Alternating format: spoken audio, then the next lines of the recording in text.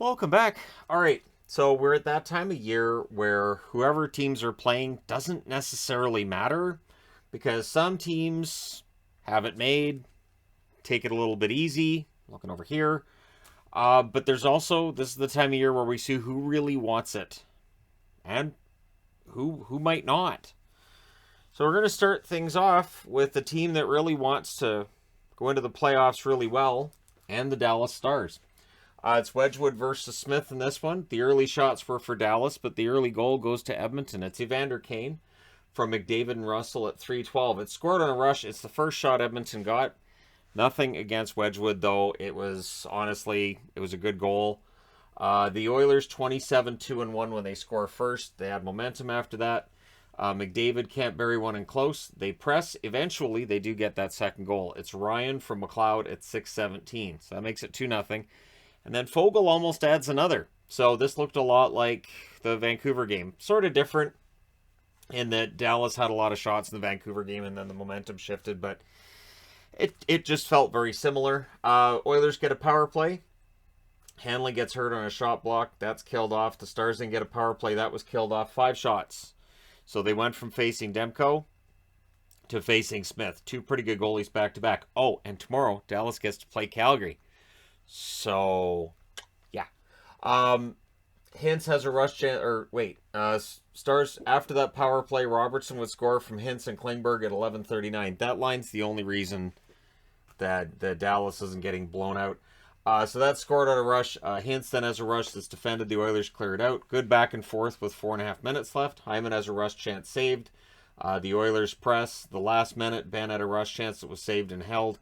We go to the second period with the score 2-1 Edmonton. Second period, Foxa has a rush that's defended. Prime chances are very rare that first 5 minutes, and then at 5:06, Hintz scores from Robertson and Pavelski. Puck's just kind of sitting in the crease. Smith loses it, and Hintz puts it in. Oilers try to answer. Ryan Nugent-Hopkins can't bury one. Ben was trying to bother Smith. Things getting scrummy. Jamie Benn, it's not the same as Marchand, but I can see some similarities in that when things aren't necessarily going well for Dallas, Ben's out there trying to shake things up. He doesn't obviously go to the extent that Marchand does where he's crossing a line, but yeah, prominent. Oilers press at the half. McLeod can't bury one, but there's more pressure, and eventually they score. It's Hyman. I believe this is his 25th of the season from Draisaitl and Bouchard at 12:29. The Oilers press with 3.5 minutes left. Hyman's then denied on a rush as he looked for another. Bouchard has a blast that saved. More pressure, and eventually they score. It's Puljujarvi from Bouchard and McDavid at 18 minutes. A nice deflection by Puljujarvi to put that in. So it's 4-2 after 2. And again, I can't say that Wedgwood was the problem here. They had 21 shots in the second period. Like, you can't do that on the road if you're Dallas. This is the second game in a row where Dallas's defense did not look good, and Lindell was back in. So third period. Shots are 4-2 Oilers, 5.5 minutes in. Ryan gets hurt on a shot block. The Stars are being stood up at the Oilers line. The shots are 5-2 in favor of Edmonton halfway through the period. Crowd cheered a nurse hit on Ben because it put him right into the Edmonton bench. 8:20 left. The Stars get a power play. Really strong penalty kill. Stars can't set up. It gets killed off. The Oilers press after it's done. And honestly, really good lockdown by the Oilers in the third period. It was kind of picture perfect. So as they get ready for the playoffs, it looks like they're ready to play some playoff hockey. Goalie pull with 3:15 left. Smith wanted the empty net goal, but it gets blocked. He was looking for it. He was. 1:27 left. The Stars call a timeout. And in the end, with 3 seconds left, McDavid scores from Keith into the empty net. McDavid's the number 1 scorer in the league again. I guess somebody told me he was a point behind Huberdeau because he comes out of this game 2 points ahead. Your final score is 5-2. The Oilers go to 45, 26, and 6. Dallas is in trouble. So this morning I talked about the West picture and how Dallas is in pretty good shape and Vegas isn't based on tonight's results. To me, that's kind of flipped because Dallas has to win tomorrow night, I think. Or, yeah, we're going to have something to talk about with them being in trouble. 43, 29, and 5. The shots in this one favor Edmonton 19-14 in the first, 21-11 in the second. They allowed 40 shots in those first 2 periods. And in the third, Dallas outshoots them 11-10. Final shots are 50-36 for Edmonton. Power plays 0-2 for Dallas, 0-1 for Edmonton. Hits are 29-28 Dallas. Wedgwood saves 45 out of 49. He did everything he could. Smith saves 34 out of 36. So Edmonton looks good. Dallas does not. So again, they've now been outscored 11-4 this week on this road trip thus far. So these are not great numbers for Dallas. Next up, Chicago in against Arizona. So this is your standard game, doesn't really matter. So it's kind of fun to watch, right? So it's Lankinen versus Vejmelka. And at 42 seconds, the Hawks score. It's McCabe from Taves and Kubalik. 2 minutes into this, the shots are 3-0 Chicago. It's all Chicago. Kane has a net feed, deflects high. There's a power play for Chicago. That's killed off. But before the period's out, Kubalik makes it 2-0. He scores from Tyler Johnson and Taves at 15:32. The Hawks then press again with 2 minutes left. Beagle exits. Looks like his right leg got hurt. It was a play that didn't look like a big deal at the time, but yeah, he exits. So it's 2-0 Chicago after the first, and they had 17 shots in that first period. Second period, early press by the Hawks. Borgstrom has a net drive that's held. They announced at this point Beagle would not return. The Hawks get a power play that was killed off. Kane has a shot that's deflected high. Regula is denied on a net drive. I thought Regula had a really good game for Chicago. The Hawks press with 8 minutes left, but it's Hayden who scores on a rebound from Schmaltz and Ladd at 12:43. Ladd's 1,000th game tonight as well. So he gets a point on that, and that makes it 2-1. Dineen has a blast saved. Coyotes are pressing for the tie. Things get punchy after a Lankinen save, but then before the period's out, Vlasic gets the first goal of his career from Kane and DeBrincat at 16:25. That one goes in off Schmaltz's skate. They don't ask how, they just ask how many. The Hawks press for another. Kessel has a rush chance that deflects out, and then we had a fight between Lafferty and Carcone. The interesting thing was, as the fight's starting, they have an ad going on. So they're showing the ad while guys are wrestling and punching each other in the corner. So that was weird. But after the second period, the score is 3-1 Chicago. Third period, early press by the Hawks. They're looking to close this out. Roussel gets upset after an icing call. He may have wanted a penalty as well. Power play for the Hawks. That's killed off. The shots are actually 3-0 for the Coyotes at 6.5 minutes. And then Nate Smith scores the first goal of his NHL career from Kessel and Galchenyuk at 9:42. Hayden then nearly ties it. Regula was then denied as the Hawks would press. Things get scrummy with 7:45 left. We go to 4-on-4, and during the 4-on-4, it's Arizona that scores. It's Stralman from Kessel and Schmaltz at 13:43. So Schmaltz with a couple of helpers tonight. The shots are 11-3 for the Coyotes with 5.5 minutes left. So nice to see them come out and show some fight in that third period. DeBrincat gets robbed during a 2-on-1. The Hawks get a power play. There was a short-handed chance for Louis Eriksson that ends up missing wide. So, I was happy. I want to see Louis get one more goal before the end of the year because I feel like this might be his last year in the NHL. So that gets killed off. Strome has a rush chance saved in the final minute with 41.6 seconds left. The Coyotes call a timeout. We go to overtime. In the overtime, Hawks control early. McCabe has a chance to deflect out. The Coyotes get it, but the Hawks take it right back from them.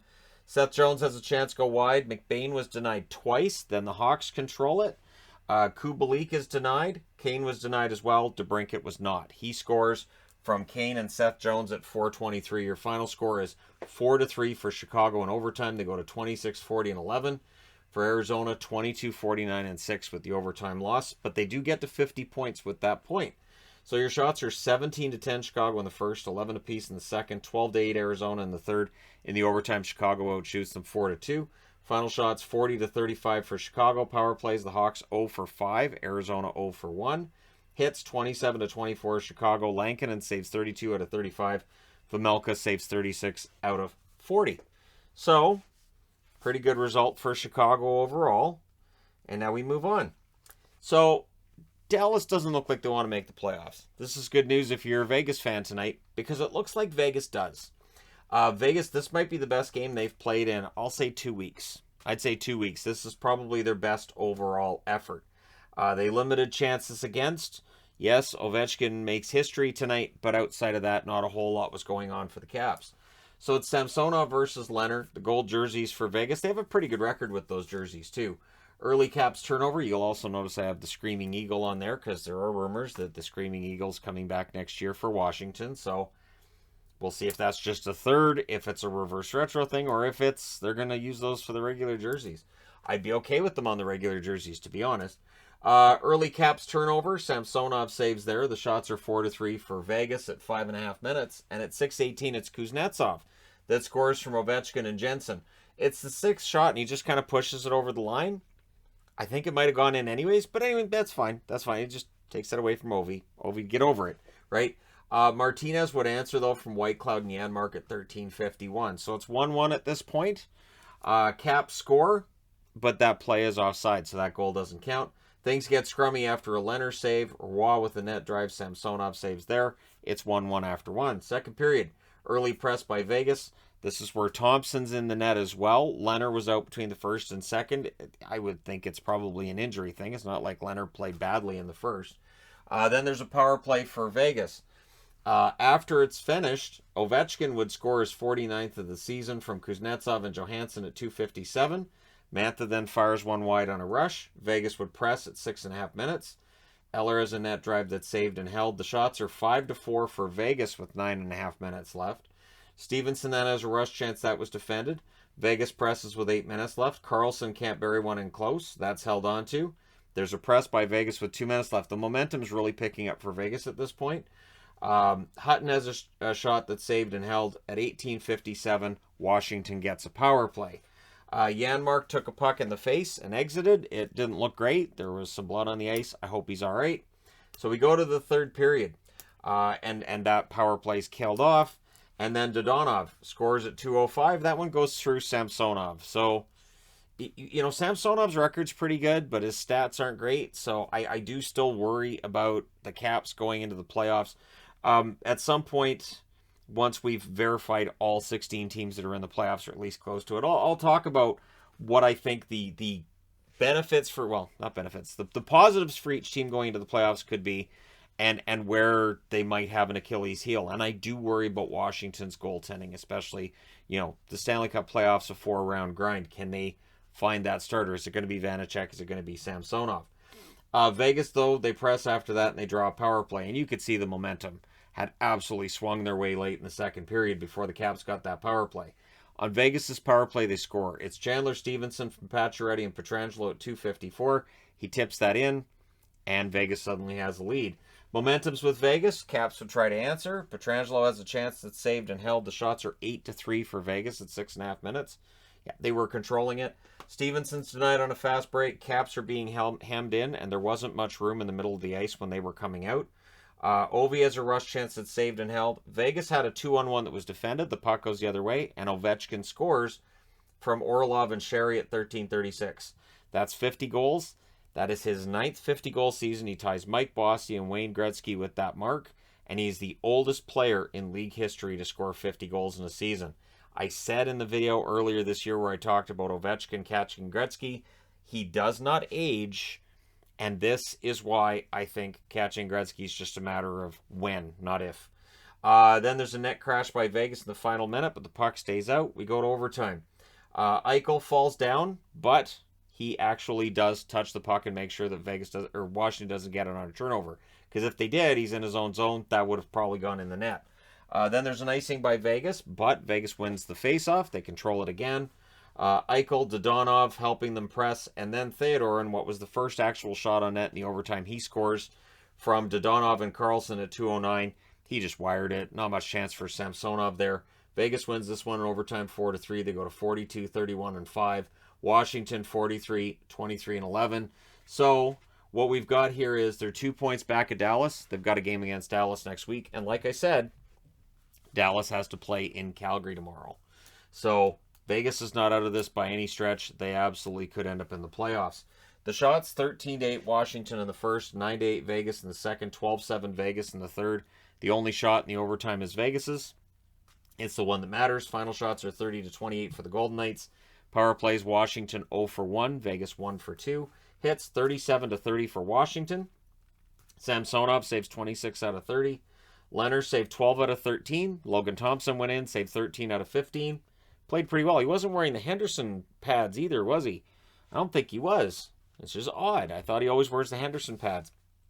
Just thinking of that now. All right, last game of the night. Seattle at home against Colorado. And I'm just going to say, I don't think this was the A game for Colorado, but I don't want to make a whole lot of excuses and take any of the enthusiasm away from Seattle.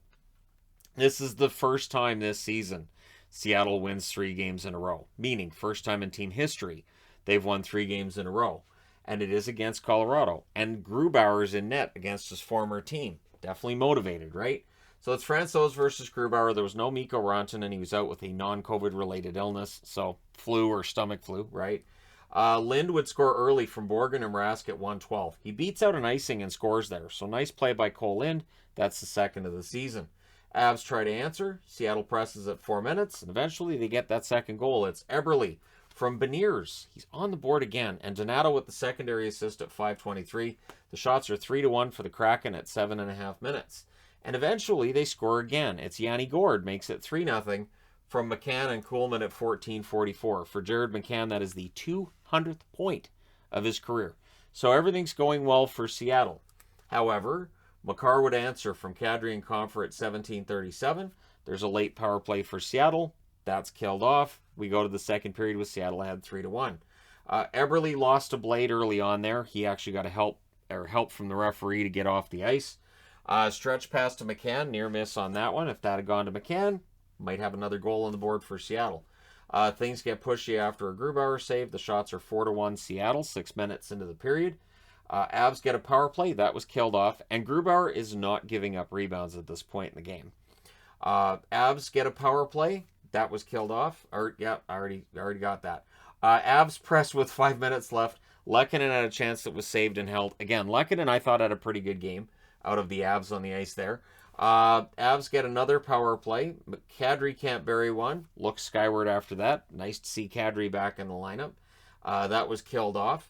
McCann then fires one high on a 2-on-1. So there were opportunities. However, a lot of near misses. It's still 3-1 after 2. Third period, early press by Seattle. And Beniers. I'm just going to say this here. What's impressing me with Beniers' play isn't just that he's getting a point per game. It's the 200-foot game. It's that he's getting the puck in his own zone. He's coming back. He's playing the defensive role, and he's playing it well. And when a rookie comes in and does that, we're seeing that with Lundell in Florida. Now we're seeing this here with Beniers. It's definitely noteworthy because we've seen guys come into the league who are really great offensive dynamos, suspect defensively as young players. Beniers just looks like a complete hockey player already. It's early. Absolutely, it's early. But again, for Seattle, you need that excitement. So it's nice to see some excitement for Seattle fans. Girard has a shot that's tipped. Grubauer holds on that one. There's a press by Seattle at 5 minutes. Donskoy with a wraparound that won't go because Donskoy's jinxed this year. Lind has a rush chance that's defended. The Avs then press, but Seattle's doing a good job of blocking shots at this point in the game as well. The shots are actually 5-4 for Seattle with 8.5 minutes left. That would change. Colorado did press late. Compher fires one wide as the Avs press, and then there's a near miss by Byram as they press again. The Avs score, and there was maybe a goalie interference there, maybe kind of sort of, but Hackstall does not challenge it, so we'll never know whether or not they might have overturned that.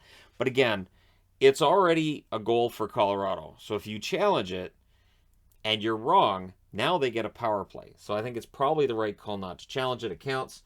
It's Lehkonen from Nichushkin and McKinnon at 16:40. Then there's a near miss for Rask on the next shift, so Seattle does try to get that goal back. Goalie pull with the minute and 40 left, icing by the Avs with 1:16 left. That forces them to put Francouz back in. And then they do get the puck into Seattle's zone. They get opportunities. Grubauer, a nice hold by him with 9.3 seconds left. Seattle holds on. They win this one 3-2. They go to 26-44-6. Colorado 55-16-6. I don't think the President's Trophy is a great motivator for players. I think in this case, Colorado knows they've already clinched the conference. They're just trying not to get hurt, and they're trying to play a good game and all that. But I don't want to take too much away from Seattle here because they played well. The shots 11-10 for Seattle in the first, 12-7 Seattle in the second, 10-6 in favor of Colorado in the third. Final shots 29-27 for Seattle. Colorado 0-2 on the power play. Seattle 0-1. Hits 24-17 Colorado. Francouz saves 26 out of 29. Grubauer 25 saves on 27 shots against his former teammates. And Grubauer's numbers have been getting better. So for Seattle, again, everything towards the end of this season is trending in the right direction. It's good news. Obviously, you have to temper that because things are different later in the season. And in this case, They're against a team that already clinched everything, but hey, it's still a good story. Let me know your thoughts in the comment section below as always. Don't forget to hit like and subscribe if you're browsing your way through, you just happened upon this video. And hey, thank you guys so much for all your support. I'll talk to you again soon.